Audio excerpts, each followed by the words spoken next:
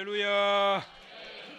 오늘 가정의 달 이제 둘째 주일 어버이 주일인 특별히 정말 참 영원한 아버지가 되시는 우리 하나님 아버지께 감사하고 또 그분만을 진정으로 경배하고 예배하는 이 아침 되시기를 바라고 또 낳아주신 부모님을 기억하시면서 그 감사의 마음을 가지고 자녀로서 나는 어떻게 살아왔는지 또 돌아보면서 오늘 이 아침 은혜의 시간 되시기를 주님의 이름으로 축복하면서 축원합니다. 오늘은 이것이 옳으니라 라는 제목으로 하나님의 말씀을 받도록 하겠습니다. 자, 한번 따라서 하실까요? 크게 따라서 하세요. 이것이 옳으니라. 올해 그 5월 8일 날 어버이날이었는데요. 저녁에 이제 잠자리에 들려고 침대에 딱 누웠는데 제 딸 우리 찬미가 가운데 쏙 들어와서 누워요. 그것이 이제 버릇이 됐어요. 항상 자기 방에 가기 전에 꼭 저희 침대에 와가지고 뒹굴뒹굴 대다가 그러다가 이제 자기 방에 가서 자곤 하는데 5월 8일 어버이날은 갑자기 저한테 딱 눕더니 그러는 거예요. 아빠. 왜? 아빠는 할아버지가 보고 싶어? 보고 싶지. 할머니도 보고 싶어? 보고 싶지. 별로 생각을 안 했는데 갑자기 그러니까 얼마나 그립던지요. 이미 이제 고인이 되셔서 천국에 가 계시는 두 분이 갑자기 막 그렇게 보고 싶어지는 거예요. 그것도 또 어버이날이지 않습니까? 그러더니 또 이제 엄마한테 엄마는 할아버지 보고 싶어? 근데 엄마가 아무 말도 안 하는 거예요. 그러니까 또 엄마는 할아버지 보고 싶어? 대답이 없어요.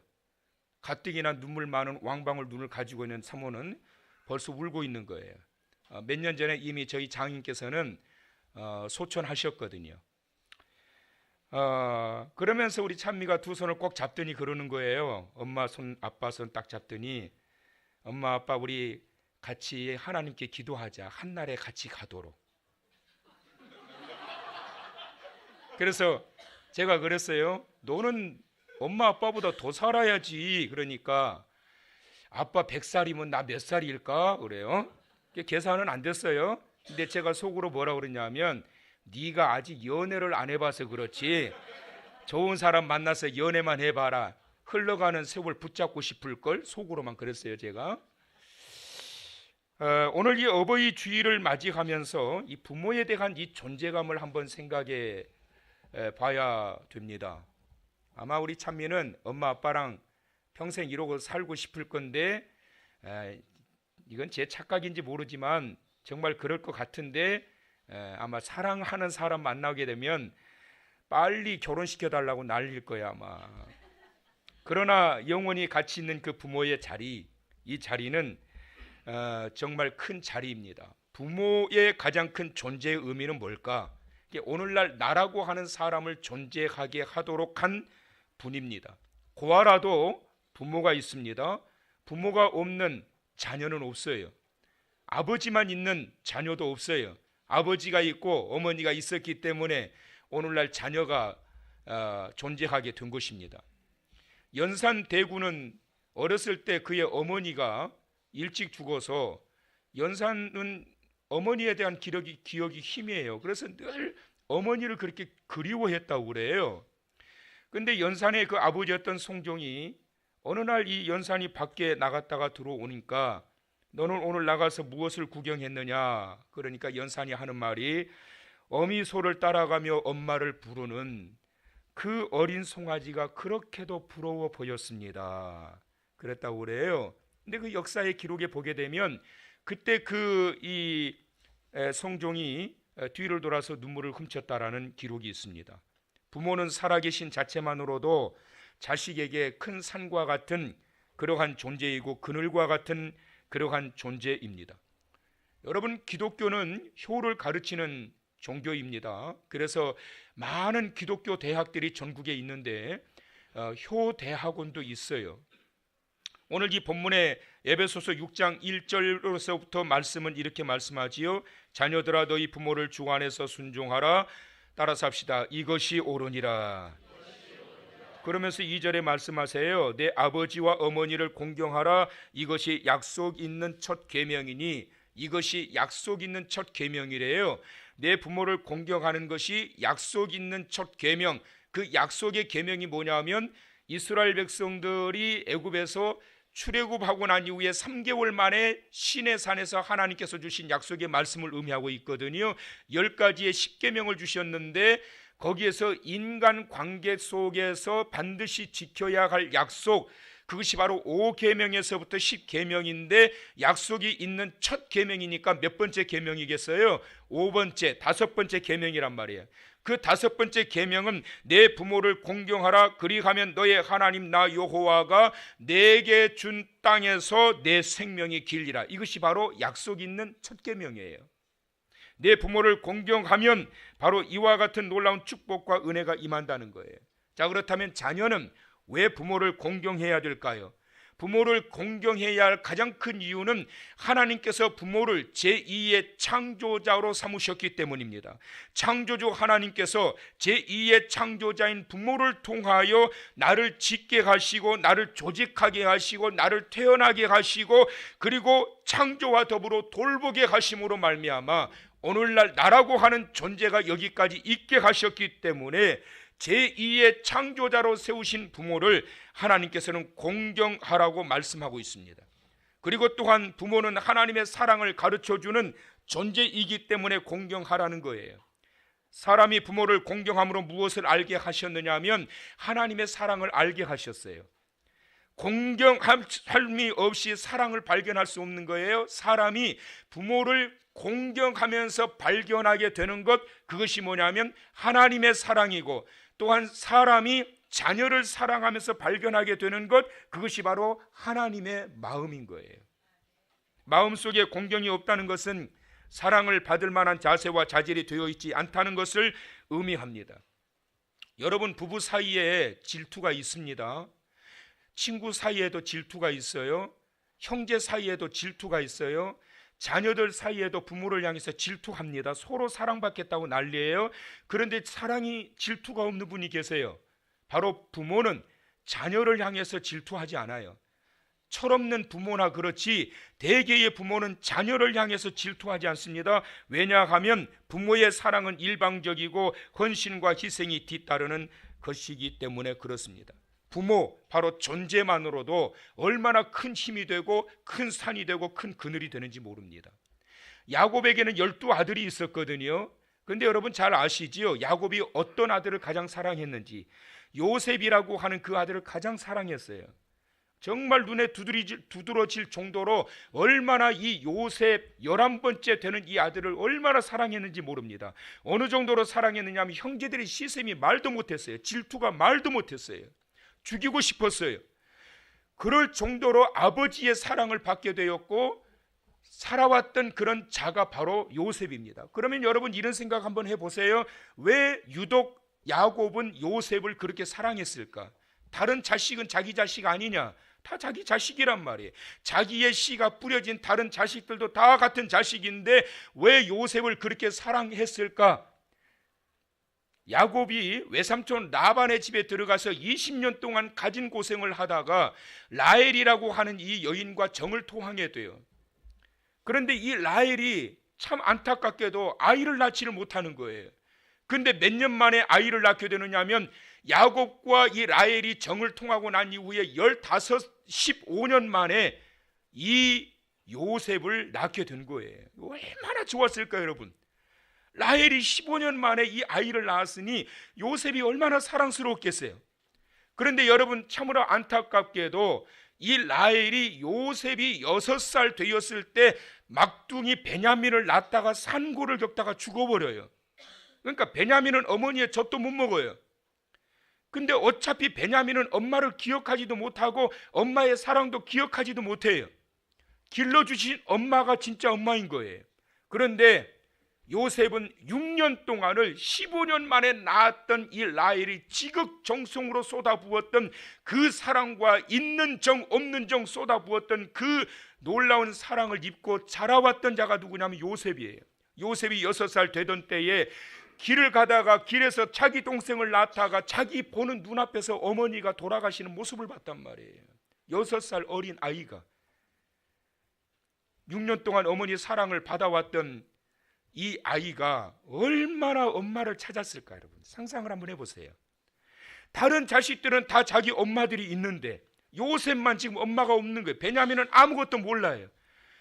이 모습을 지켜봤던 야곱이 얼마나 불쌍했을까.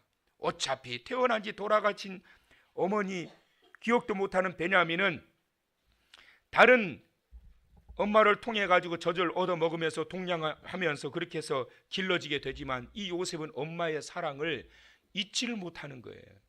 그래서 야곱은 이 요셉에게 극진한 사랑을 채색 옷을 입혀주면서 항상 자기의 곁에 있게 하고 밖에 나가서 양도 치지 못하게 하고 늘 아버지의 사랑을 쏟아붓게 했던 자가 바로 요셉이에요.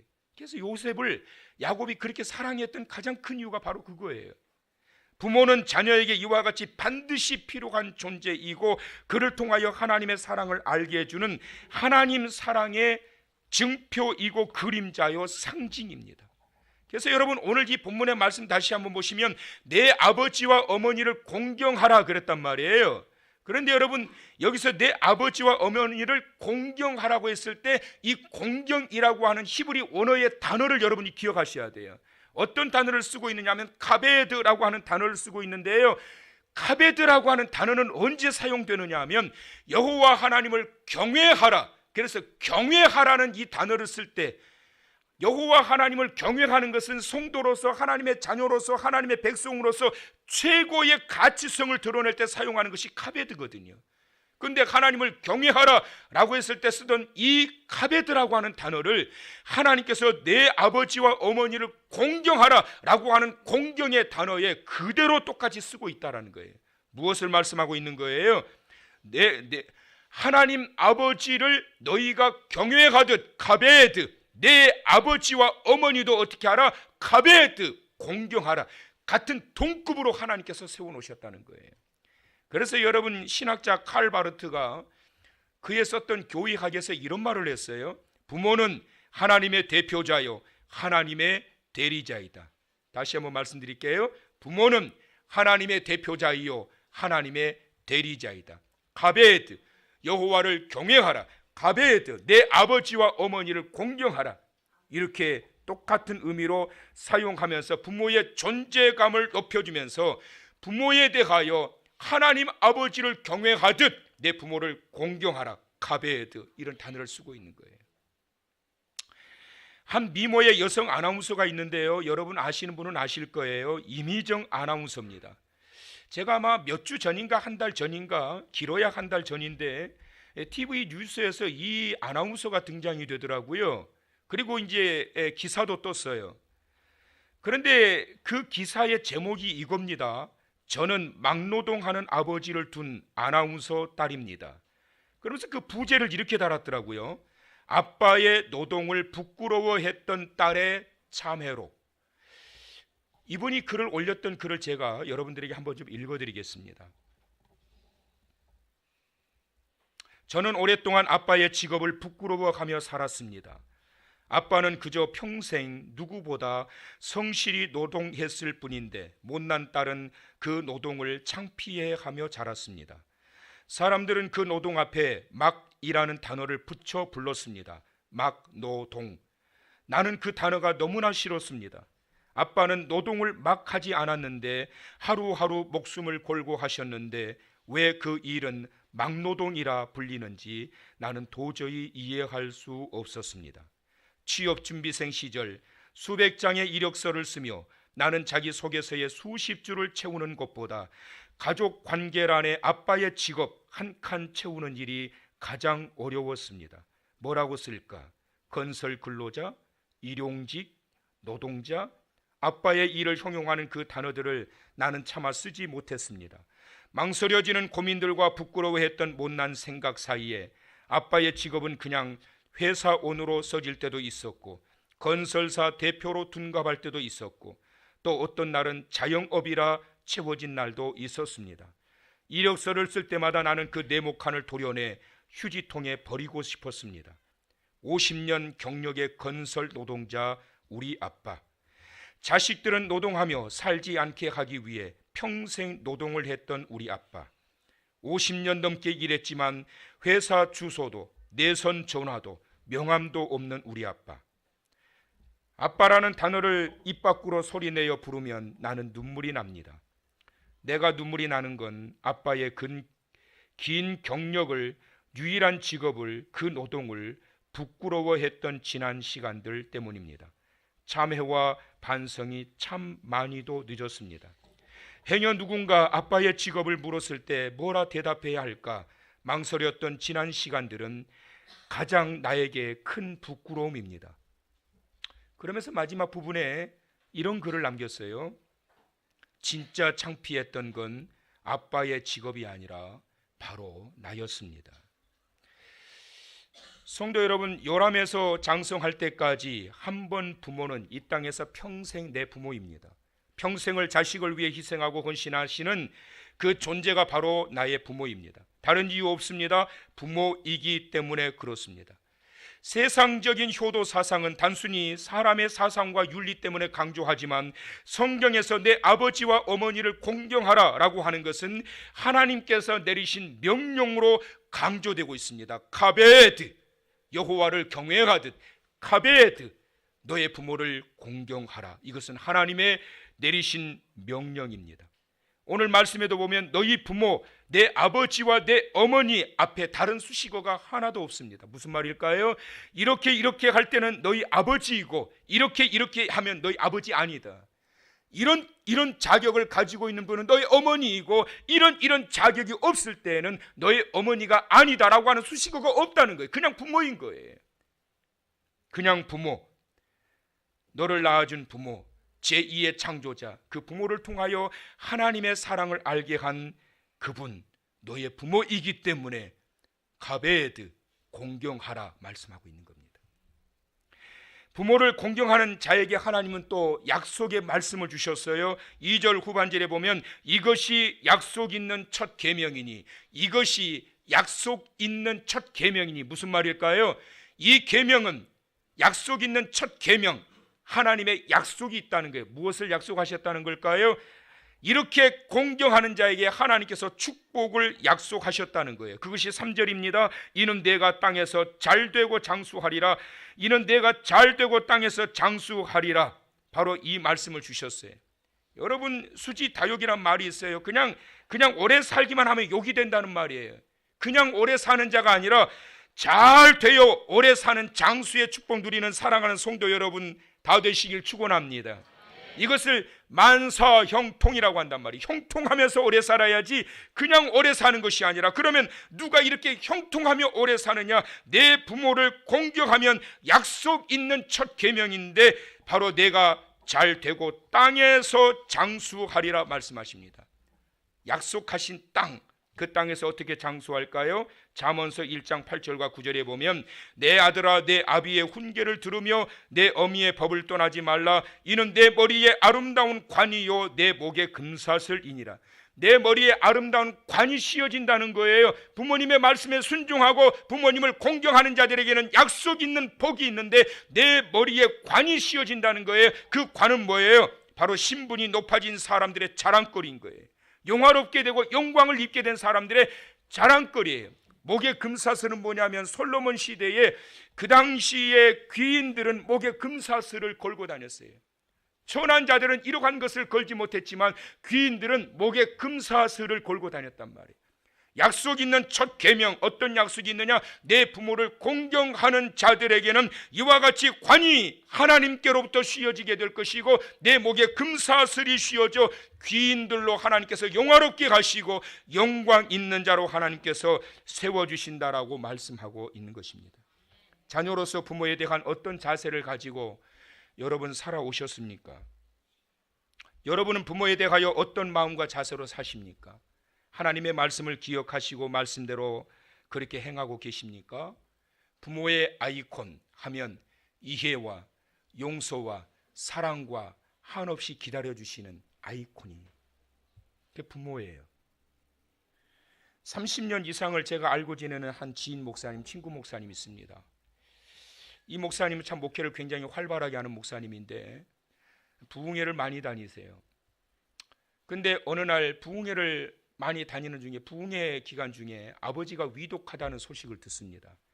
근데 한 교회에 부흥회가 약속돼 있는데 아버지가 위독하다고 들었지만 병원으로 달려가지를 못해요.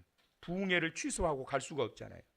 다행히 부흥회가 끝나고 가는데 아버지는 그때까지 살아계셨어요. 그러나 이미 아버지는 지금 굉장히 위독한 상황이었어요.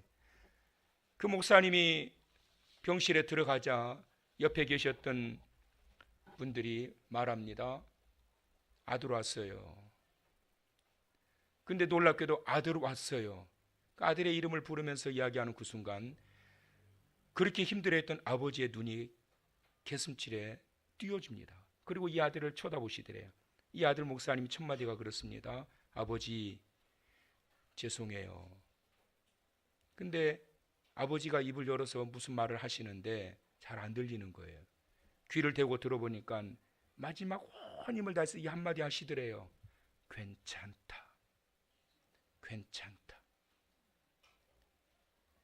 이것이 그 아버지의 마지막 유언이 됐습니다. 몇 년 전에 그 친구 목사님이 저에게 찬양 가사를 하나 썼다고 보내왔습니다. 이미 고인이 되신 아버지와 어머니를 그리워하면서 썼던 글인데 장욱조 목사님이 거기에 곡을 붙이셨어요. 제목이 바보 엄마. 백발머리 무게되어 등 휘어진 내 어머니, 자식 사랑 당신 인생 묻어두고 사신 세월, 헤어진 옷 입 입고 살아온 나날들이여 무슨 호강하시려고 그 세월을 견디셨소. 새벽교회 종소리에 발걸음을 재촉하여 귀한 자식 살펴달라 두 손 모아 기도하네. 쌈짓돈 꺼내들고 건강하라 당부하신 어머니, 난 괜찮다, 난 괜찮아, 사랑하는 내 아들아. 사랑하는 성도 여러분, 오늘 어버이 주일에 부모님을 생각하시면서 오늘 주신 하나님의 말씀을 다시 한번 깊숙이 새길 수 있기를 바랍니다. 자녀들아, 주 안에서 너희 부모에게 순종하라. 이것이 옳으니라.